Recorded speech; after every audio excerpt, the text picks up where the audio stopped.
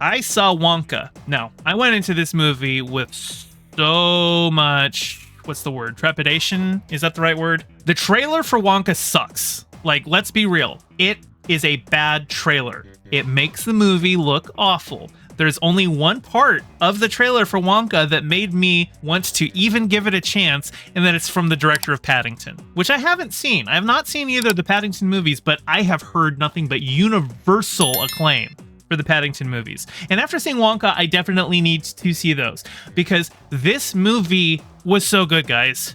I'm getting a little choked up just thinking about it. I just saw it yesterday, and like I actually teared up during a moment that should have just been kind of a saccharine, sappy moment.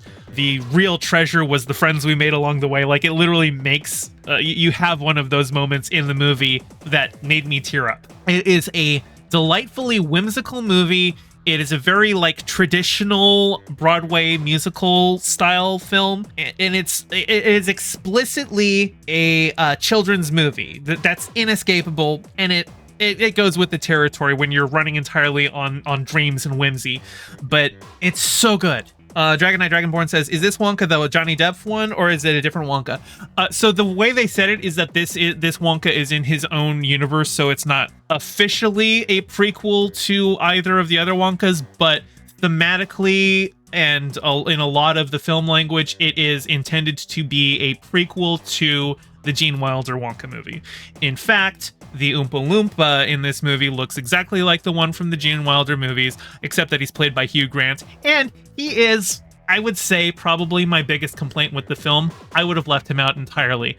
For one thing, they made him way too small for how the Oompa Loompas were in the original movie. In the original movie, they were, played by little people, so they were all like, 3 feet, 4 feet tall. But here he's like 1 foot tall. And because he's a 1 foot tall man, played by Hugh Grant, who's a 6 foot tall man, they just did the put his face on a CGI body, and it doesn't look great, and he's kind of obnoxious, and I wish they would have just left him out entirely, honestly.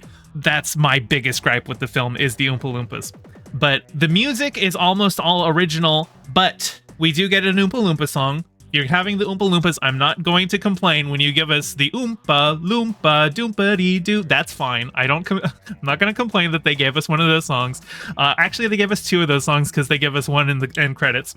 I wasn't a fan of Hugh Grant as an Oompa Loompa. And the other song from the Gene Wilder film that we get a reprise on in this one is Pure Imagination, which, if you've seen the film, if you don't remember which one that was in the film, it's when they first see the candy garden. And Wonka starts singing, "Come with me, and you'll be in a world of pure imagination." And in a lesser film, when they bring that in, you would just be like, you're only bringing this in because it's nostalgia bait. They earn it. It's the last song. It's the last main song in the film. And I don't know if you can hear my voice, but I'm getting choked up. It's a really good movie. It really earns it. I really need to see Paddington.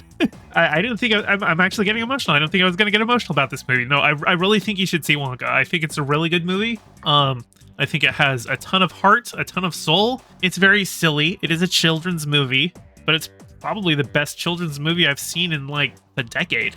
Chainsaw says, my brain was saying it just from the title. I mean, yeah, it is a very memorable song. It's the best song from the original film. And Dragon Knight Dragonborn says, I do hate when they bring the nostalgic bait. Yeah, if they were just doing it because they're like, oh, hey, remember this from the old movie? But no, the movie does not try and sell itself on, hey, remember this thing from this stuff? It's all of that. Like, the most that you get is at the end when Wonka is, starting to build his factory.